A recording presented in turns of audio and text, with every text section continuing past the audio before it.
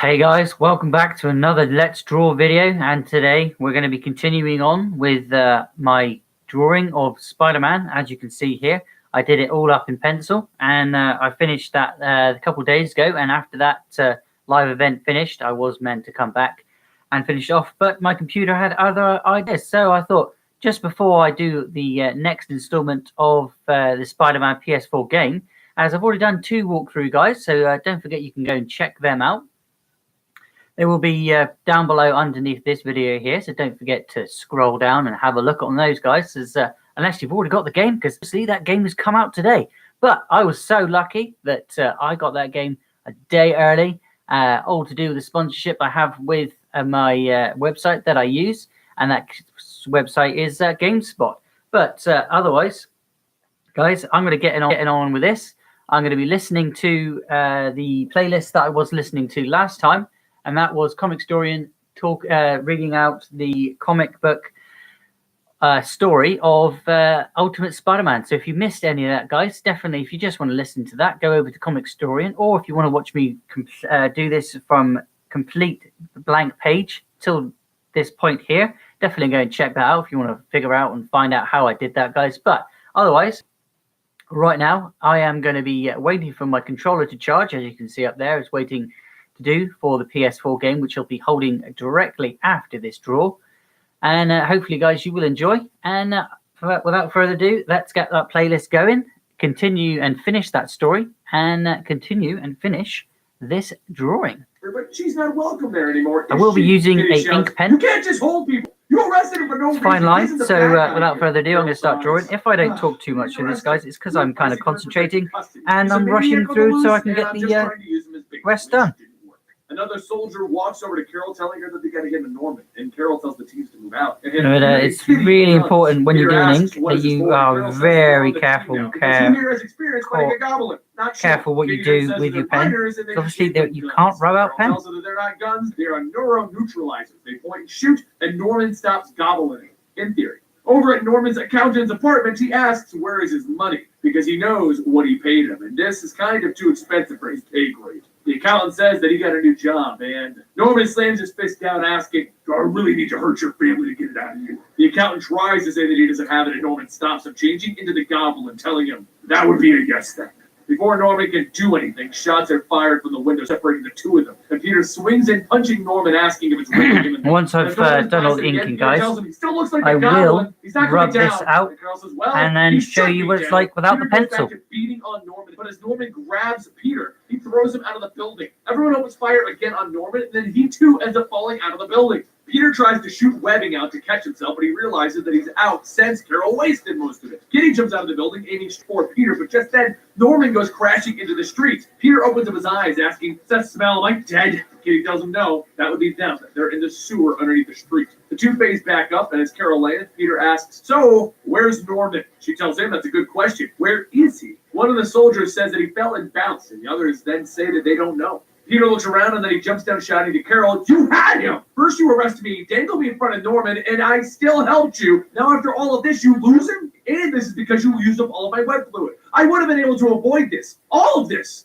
Right now, me and Katie are going home. We have school in 4 hours. And if you see Norman, give me a call. After getting away, Peter heads home and he looks around thinking about how things have gotten quiet. A little too quiet. And as he goes to get something to eat, he feels a spidey sense going on. When he walks into his living room, he sees Norman sitting there with a sheet wrapped around him. And Peter tells him to get out of there. Norman says, so long as he doesn't use his powers, he can't be tracked. And Peter then asks, what does he want? Norman tells him, I want my life back. I want my money, my son, and I would gladly destroy Nick Fury and anyone else that I can to do it. Right now, you're the only proof left on the planet to show everyone that I am, in fact, a genius. Proof that I belong in this world. Peter shouts that it was an accident. And Norman says, so was penicillin. He goes on saying that that is the point. He's buried Nick Fury in the press. So now if Spider-Man would step forward and tell the world that he was created by Norman Osborn, all would be forgiven. Peter shouts, you're a murderer! And as the two argue, there's a knock at the door. He looks over and sees a note being slid under it, and as he reads it, it says, turn on CNN. Peter grabs the remote to turn on the TV, and on it is Harry Osborn at S.H.I.E.L.D. headquarters, telling everyone that his father is a sick, sick man. He's a liar, and all of the things that he's saying is not true. He killed his mommy.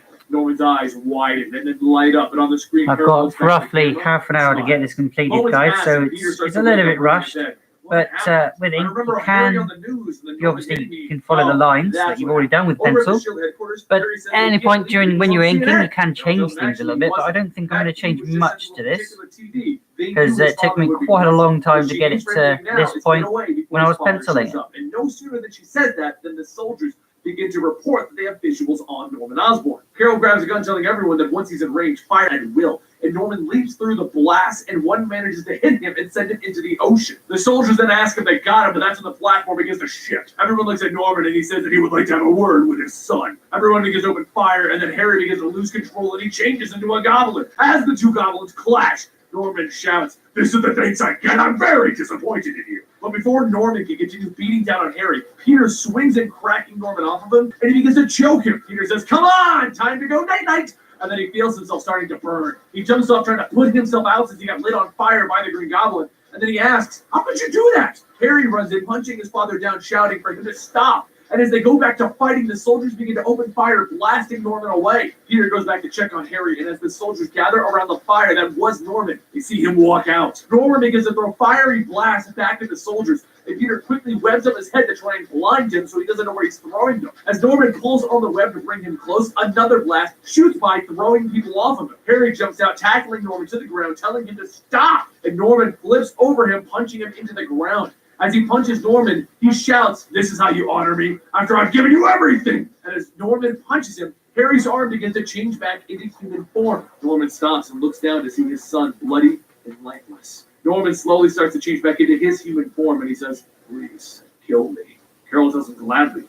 She fires. Peter pulls himself back up to the platform, and as Norman's body falls to the ground, he runs over, picking up Harry. Carol tells Peter that she's truly sorry, and he runs up grabbing her, telling her to just stay away from him! You are not Fury, and I don't know you, so from here on out, you better stay the hell away from me. The next day in class, the teacher arrives, saying that she really hopes no one lost their project baby. But before she can start the class, Peter tells everyone that he has something he would like to say. This morning, their friend Harry Osborn died. He knows lately everyone started to forget about him since things went under some kind of bizarre circumstances. But that's fine. He would like to know if they can talk about him for one moment. Harry was a friend to everyone here. They've all known him since kindergarten. And not long ago, he himself, Peter Parker, couldn't walk down the hall without someone doing something stupid to him. But there was one person who stood up for him, and that was Harry. It may not have seemed like it, but to him, Harry was a hero who stood up for people who couldn't defend themselves. And that's what being a hero is, right? Today, they lost one. As the birds chirp in the park, Eddie Brock sits on a bench staring off at the scenery. An older woman walks by and stops to sit. And Eddie turns to her, telling her that his name is Eddie Brock. It's a nice day. He's hungry. Before she can answer, oh, sorry guys, I've just noticed there's a hell of a lot of shade going there. He was a college student doing homework. There we go. That's a little bit better for you. Must have been the clouds going behind it. Yeah, it was the clouds. Sorry about that, guys.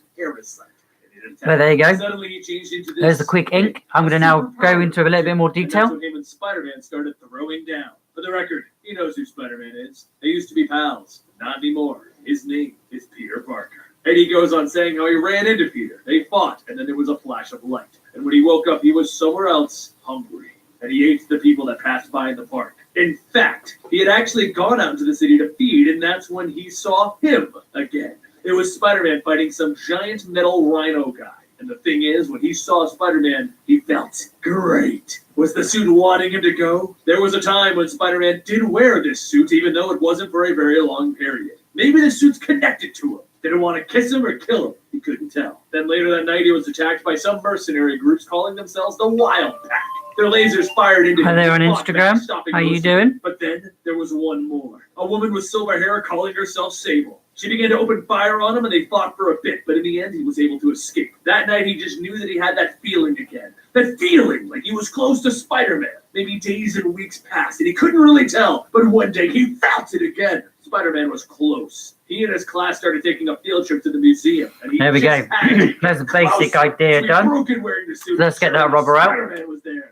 Like I said, I won't be doing these two here, guys. These are just like concept ideas that I wanted to work on whilst I was working on my main piece. But if you do want me to finish these off, don't forget you can leave a comment at any point. If you're watching back, you can. Turns down. You can definitely leave me a comment on the stream live now, or you can, if you're watching back, leave a comment as well.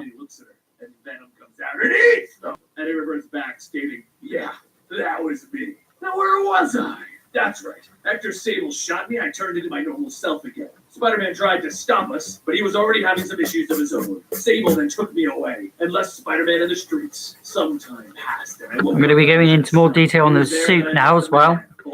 Please ignore the bad lines you see. Actually, I'm going to, before I do that, I'm going to put them in there. He tried to explain that the suit actually belonged to his father, but Boulevard said that that was before his father died. He actually sold it to him, and it actually belonged to him. It belonged to Trask, and it was worth billions. So after finally getting control of him, Boulevard and his doctors put him into a test tube to try and split him from the suit. But before they could, some man showed up. Some man in a Beetle costume. Beetle broke through the wall, tearing apart everything and knocking everyone out with some gas. Once he was done, he opened up the test tube, freeing him, and then he held out a small container.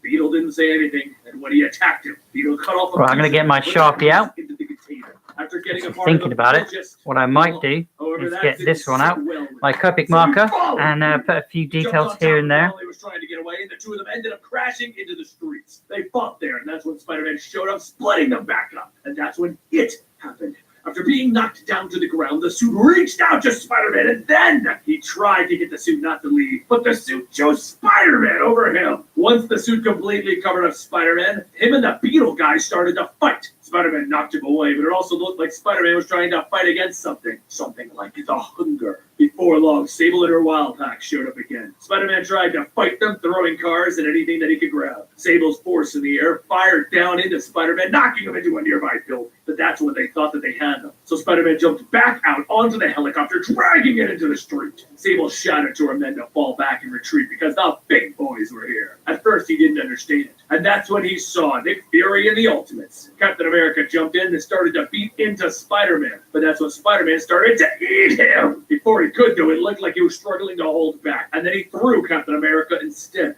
As Thor jumped in to attack, he remembered himself yelling, "That's what you get, Parker!" And Nick asked if he just said, "Parker." Nick said sorry for whatever reason. And then he told Thor to hit him with the good stuff. Thor flew into the sky and suddenly a giant bolt of lightning struck down into Spider-Man. All he could do was watch and cry. They were hurting Venom. It was his suit. All he wanted was for them to give it back. The next day after everything, he went to Spider-Man's school. And since he knows that he's a high schooler and all, he found Spider-Man with his little girlfriend outside. He told him that he wanted it back. Then it turns out Spider-Man didn't have it. That S.H.I.E.L.D. group or whatever it was took it back after the huge fight. Spider-Man told him to just forget about it, and he told him that he needs it back, or he's going to publicly announce who he is. He'll go to the place where he works and tell everyone about his little secret identity, that Peter Parker is actually Spider-Man. But back in the current day, Eddie Brock is still sitting on the park bench watching the scenery when an older man sits on the bench next to him. The man takes off his hat, stating, "A nice day, isn't it?" And Eddie tells him that his name is Eddie, and it is a nice day right now.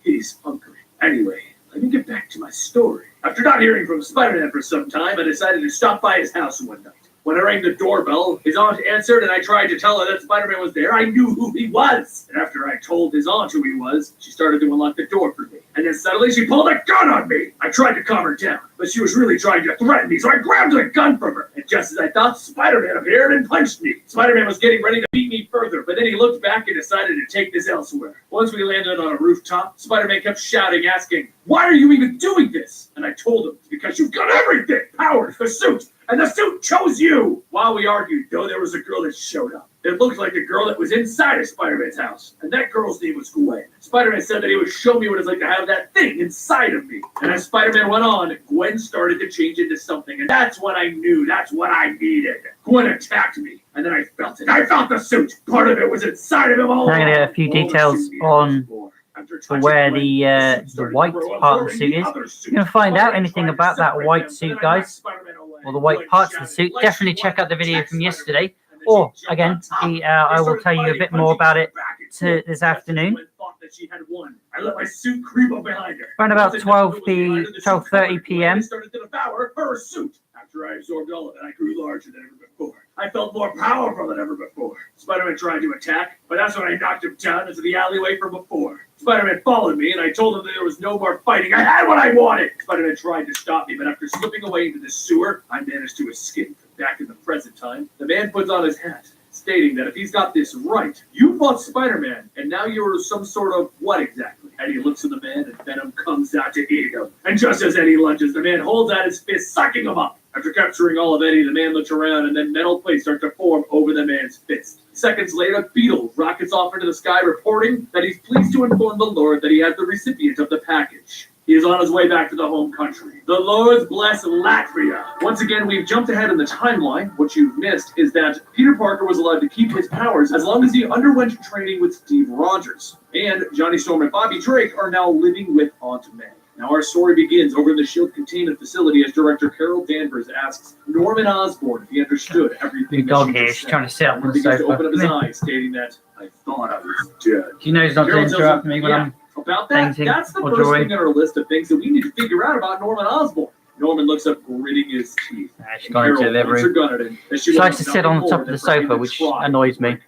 Norman watches, and he closes his eyes. A short while later in the holding cells, Dr. Leonard Sampson tells Norman that he's here to ask him some questions regarding his brush with death. Sampson then begins to ask some questions, and Norman stops him, telling him, if you want anything from me, you can tell the blonde that it's going to cost her. I want privileges and consideration. Give me a second, guys. I'm going to take a picture of this before I go into any kind of color, because I want to take it over to my creative file, which is going to be hashtag live event 3. He says, you have no idea what's inside of me. He begins to stand up and his body begins to change, and Carol shouts for everyone to get to their stations. They have a code red alert and they need a full lockdown. Norman changes into the Goblin and begins to rip apart his cell, telling everyone that they have no idea how close to God I've become. Before the soldiers can begin firing, the room begins to fill with fire, burning everyone alive and tearing down the walls. Norman then calls out for everyone to come to him, and through the destroyed cells, Electro, Kraven, Sandman, Vulture, and Otto Octavius all come out. Sandman says that if they're going to make a break for it, they should probably do it now. And with that, Norman jumps out of the SHIELD headquarters onto the flight pad. He looks at the helicopter, asking if anyone So I'm going to use my tablet here. I'm going to take a picture of it, and I'm going to take this over to my critter file.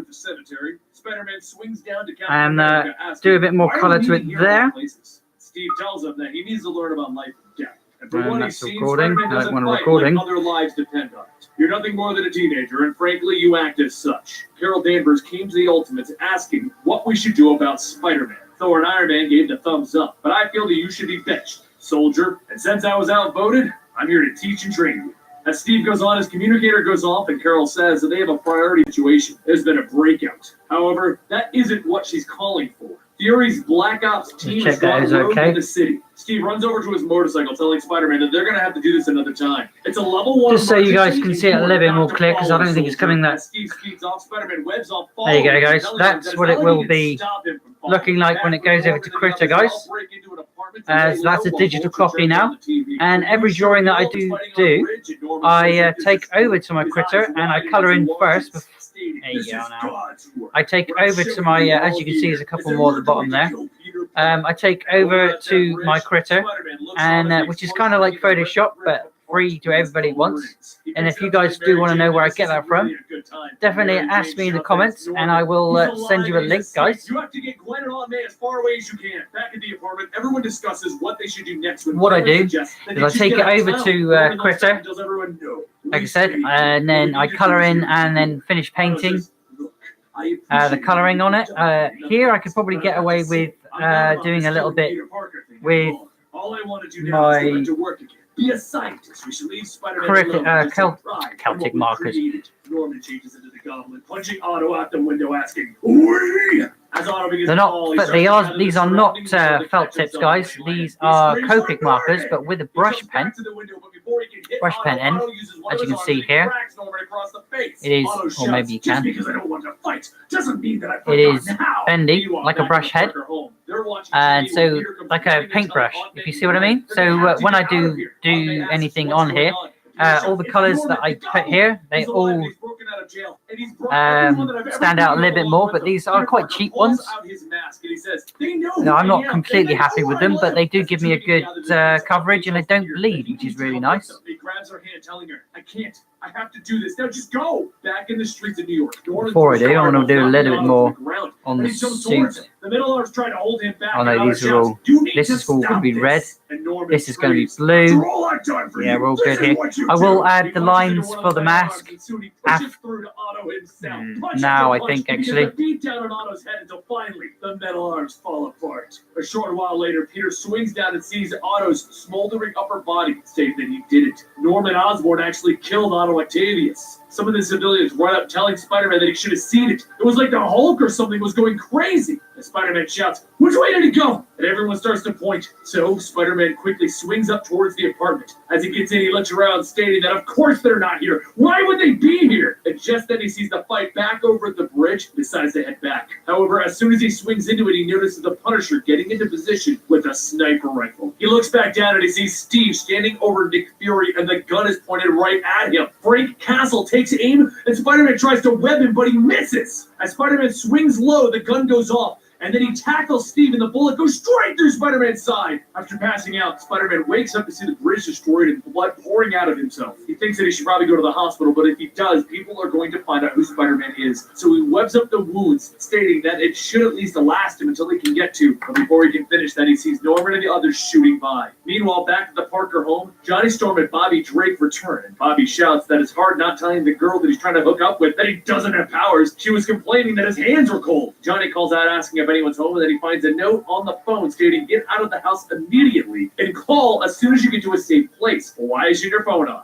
Bobby asks, "Why isn't my phone on?" And Johnny tells him that he kind of melted every time that he flames up. So as the two open the door to leave, Norman and the rest are standing right there. Craven says Spider-Man sent us here, and these boys are not who they are looking for. Norman tells Johnny Storm to bring Peter outside. No! As you can see, guys, they brush really well. And I'll be able to go over them again and put a little bit more as he flames up, he charges towards Norman, and sort Norman of responds tone to by it. changing into the Goblin. As the two clash, an explosion goes off, and Norman screams. Beauty of Perfect markers.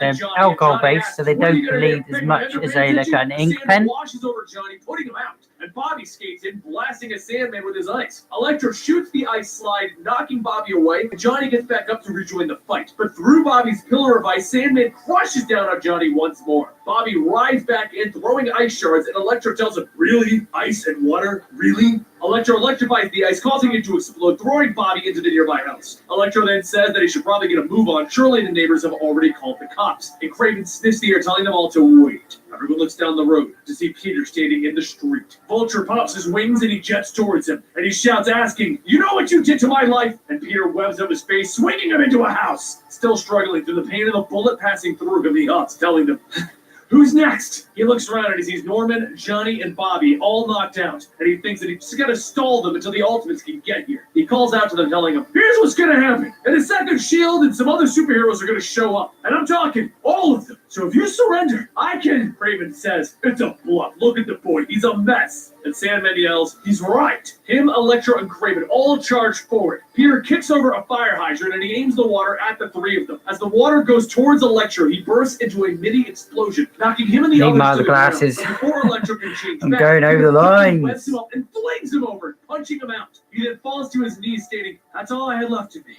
And then he looks up, stating, "Hi." The neighbors gather around Spider-Man, some with their phones taking pictures. And Spider-Man asks if someone could, call 911. "I'm not doing so good here." His spider sense begins to go off, and a boy from the crowd shouts, "Behind you!" Sandman pulls himself together and begins to crush down on Spider-Man, trapping him inside of the sand. As Sandman tries to hold on, a web shoots out, and Spider-Man pulls himself out as his spider sense is going off again. He says that he already knows he's under attack, and the Vulture swoops in, knocking Spider-Man to the ground. He hits the ground, bouncing, and he starts to get back up when he sees the Vulture throw down 2 grenades. He shouts for everyone to run, and he tries to web up the grenades to contain the explosion. As the blast goes off, it throws him into a car, and he bounces off into the lawn. Over on the freeway, Aunt May gets a call from their neighbor, Doris, asking where is she. She tells her that she's out driving, and Doris tells her that she doesn't know how to say this, but she thinks that Peter is Spider-Man. Aunt May asks what's going on, and Doris says that these men are here. And she doesn't know how to say this, but it looks like they're killing him. Without a moment of hesitation, Aunt May slams on the brakes, and she spins the car around, heading back towards the house. Back in the house, the 3 villains continue to beat down on Peter Parker, now with the entire world aware that he is Spider-Man, until Sandman gets ready to kill him. But before he can, a bolt of electricity shoots through him, causing him to fall apart. Electro shot. Again, you're listening to the Ultimate Spider-Man series.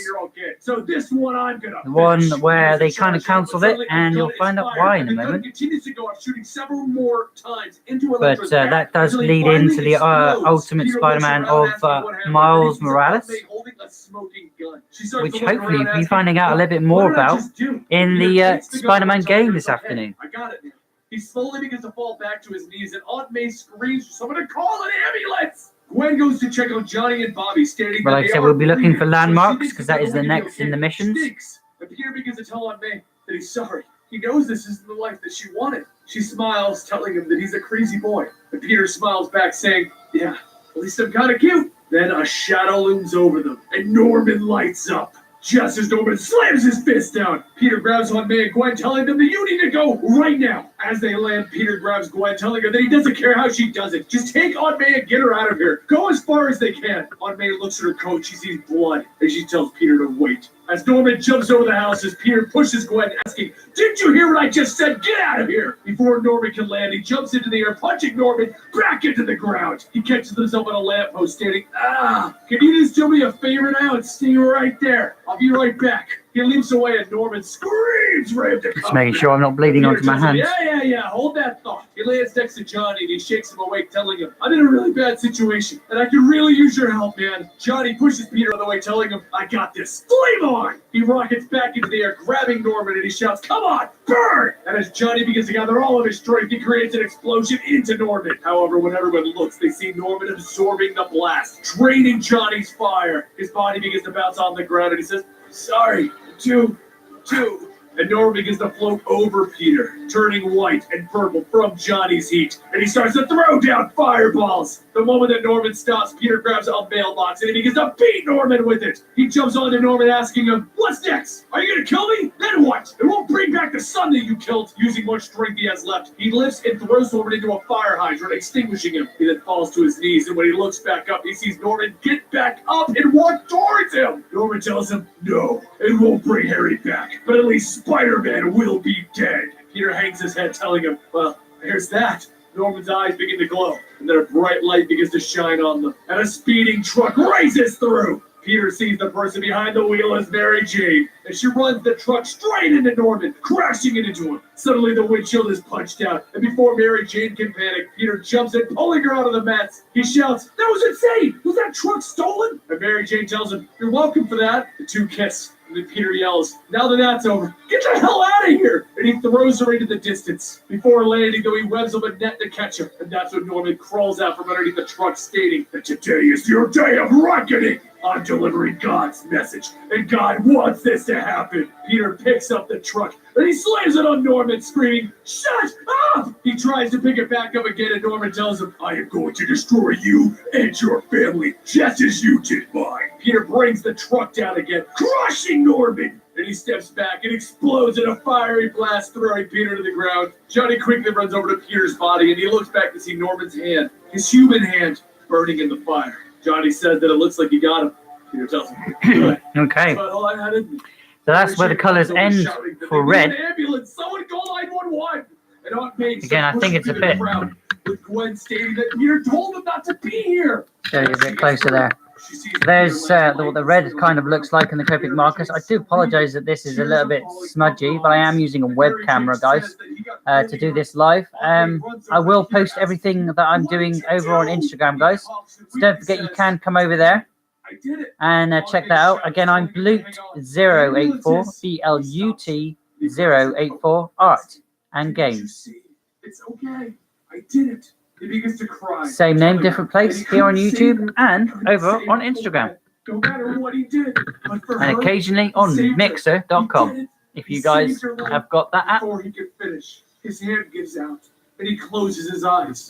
Aunt May's eyes go wide and Johnny leans down to hear his heart. But before he comes back up, he doesn't say anything. Aunt May shouts, "No! Oh God, no! Not him too! Please, not him too!" And Mary Jane picks up Peter's body, crying. Gwen pulls Aunt May away as she screams for him to come back. And while everyone mourns the loss of their hero, Norman listens to everyone's cries and he smiles. His evil, twisted smile, because he took Spider-Man's life. As Peter's vision fades, he begins to feel a warm light wash over him. He opens his eyes and he sees himself walking with Uncle Ben. Uncle Ben pulls him close, telling him, "You did good. You did real good." And there you have it, the entire Ultimate Spider-Man run. We did the entirety of Peter Parker's run. Now, we've considered going back and maybe doing some Miles Morales or doing some current Miles Morales. I don't know, but what did you guys think of the entirety of the Ultimate Spider-Man run? For the most part, we had all of it in there. There was a couple little storylines that we took out, but I enjoyed doing it. I thought it was one of the best series we've had here on Comic Storian, and I hope you guys enjoyed the entire story of this. I personally hope that the depth had a bit more impact, having seen the whole thing back to back to back. Let me know in the comments down below what you guys think. And I don't have anything crazy to do at the end of this full story. I know I normally do something crazy, but I just went out and caught a whole bunch of Eevees. It was Eevee Shiny Day over at Community Day on Pokemon, but it was like 100 degrees over here. So I was walking around 100-degree weather for like 5 hours for 2 days straight directly in the sun. Just moving things around a minute, guys. I didn't sunburn my tattoos because that'd be really bad. You don't want tattoos to get them really, really tanned and bronzed. You just don't do that. That could really mess up the ink. Anyway, guys, I'm rambling. I think I'm rambling. My throat hurts. I'm tired. I'm gonna go bathe in the sun. No, that's bad. Benny, bad. Sun is bad. You're bathing color.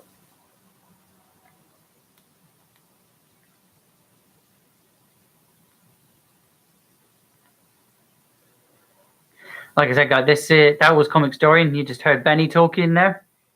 If you want to hear the full length of that, definitely go and check their channel out. I'm now gonna find something else for me to listen to while as obviously I'm waiting for my controller to charge, because I don't want to be uncharged while I am. So while I am drawing, I'm going to leave it charged and then go back over to the game, because I don't want to be holding the controller on the charger.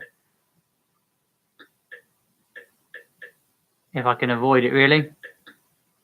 I'm going to go back over to Comic Storian, my favorite comic era. Sorry, my favorite comic. They read you comics, basically, guys. Sorry, I'm a bit discombobulated. But yeah, I'll be on the PlayStation later on. As you can see, it's still on charge at the minute. But we're now going to listen to Miles Morales, The New Origins. Without adverts, if I can. Where are the Avengers, man? Let's put on. Welcome to the Complete Story Series, where I take trade paperbacks and single issues and I break them down into digestible bites to help you understand. Then I read them dramatically back to you. Today, we're going to we're going to go into blue now, because obviously Spidey's suit is now, well, it's now white, blue, and red. My thoughts about this story after we're done telling it to you. So enjoy.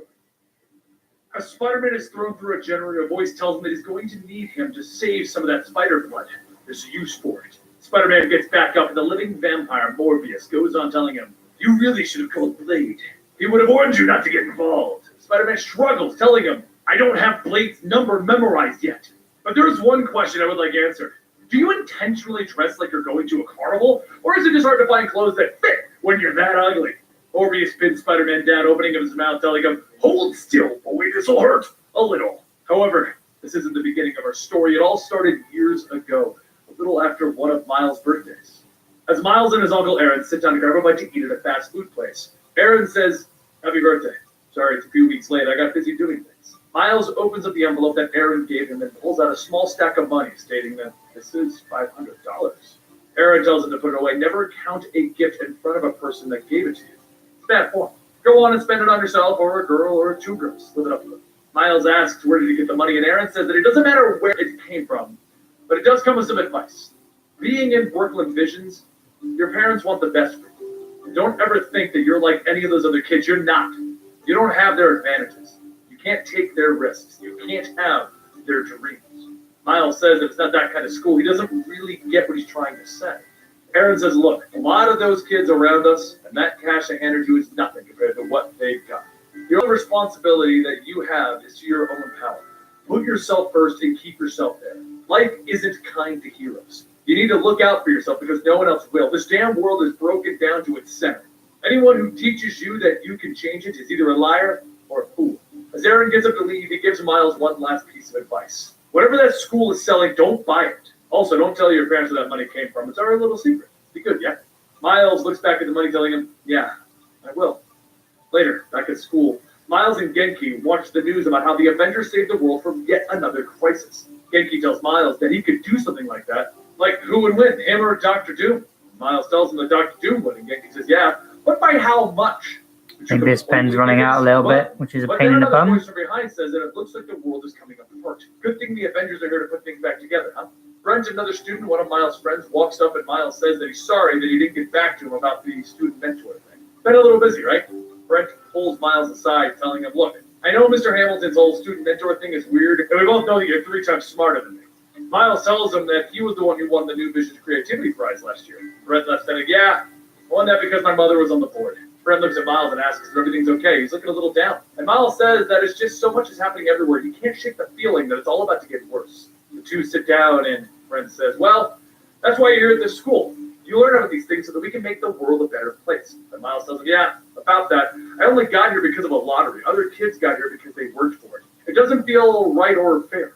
Brent tells him that his mother, who despite her is sometimes right, says, when you get something you don't think you deserve, you have to work to earn it. And something else that I just learned was that it was your birthday, so I got you something. Brent holds out 2 tickets, telling him that Hypeware got a new pop-up store. Limited edition kicks and gear. You and Genki have tickets to the pre-opening. Miles asks, wasn't that like sold out in like 5 minutes? And Brent says that, I have a cousin who directs music videos. Everyone in my family is cooler than me. Miles says that he appreciates it, but that's not really a scene. He should take them. Brent says, okay, real talk. My sister Olivia just transferred from the other school, and she's in your class and doesn't know anyone. A little awkward, and you'd be helping me out. Miles tells him, fine, I'll go. I got a little birthday money to spend anyway. Later that night in Soho, Miles and Genki meet up with Brent and his sister Olivia, who does not look as awkward as Brent described. More like really super attractive. Brent says, oh hey, Genki, we should go look at some of those snapbacks. You two be good now. As Brent walks away, Olivia asks if he's trying to set them up, and Miles says maybe. He's sorry about that. Olivia stops him, stating that she keeps to herself and he worries. He's got the charm in the family, and she's got the common sense. Olivia then takes off one of the jackets on the display, stating that he's a medium, right? He should get this. The hood zips up all the way and everything. Meanwhile, over at the corner, Brent asks Genki how's he doing. And Genki says that she's dressing him, don't look. And don't tell Miles he asked to hook them up. While Olivia begins to put the jacket on, she says, bam, now you're ready to spend $250 to express your individuality by looking like everyone else in Manhattan. Miles asks if that's a good thing. Olivia says that it is what it is, but those shoes, they're a mess. Before Miles could say anything, a spider sense goes off, and Miles pushes Olivia out of the way as a small spacecraft bursts through the walls of the store. Shortly after that, a Skrull dressed as an officer steps in, and Miles runs over to Genki to make sure that he's all right. Genki tells him that he's got to help them, please! Miles gets back up stating to go find Brent and Olivia, tell them to stay down. Miles then grabs a pair of goggles off of a mannequin, and he begins zipping off the jacket, putting the goggles on, calling out to the Skrull, stating that he can't let him hurt anyone here. The Skrull swings at him, and Miles runs and jumps, kicking the Skrull out of the building with both feet. The Skrull gets back up, charging towards Miles, but Miles jumps up and over, stating that this better work, and he shocks the Skrull in the back of the head. But as he does, a voice calls out asking if everyone's okay. Miles looks up to see Peter Parker, Spider-Man, shouting, yes! I have no idea what's going on, but there are people inside. This cop, or whatever he is. Peter puts his arm on Miles' shoulder, telling him that it's all right. There's no need to fear. All he has to do is, Peter starts to take off his mask, but underneath is another Skrull, and he tells him, embrace change. The Spider-Man Skrull picks Miles up by the neck, throwing him into a building. The Skrull then turns back, grabbing Genki, telling him that there's no need to fear. His love is coming. Miles jumps back down, but before he can attack, the Skrull grabs him, telling him, fine, I'll make an example out of you instead. Miles begins to think back to what his uncle told him about how, if anyone told him that he could change the world, they were either a liar or a fool. Miles gets back up, stating that he can't do this. And just then Thor shoots through Give me a second, guys. I'm going to read.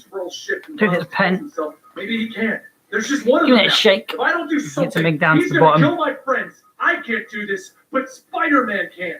He calls out to the Spider-Man Skrull, telling him, hey, if you don't have a ticket, you got to get in the back of the line. The Skrull leaps into attack, and Miles fights back, beating into the Skrull. After a few good punches, Miles grabs the guardrail, wrapping it around the Skrull, telling him, okay, if I'm going to do this, I'm going to need to work on my smack talking. He runs back to the store to check on everyone, and when he gets there, he sees Olivia holding Brent's lifeless body.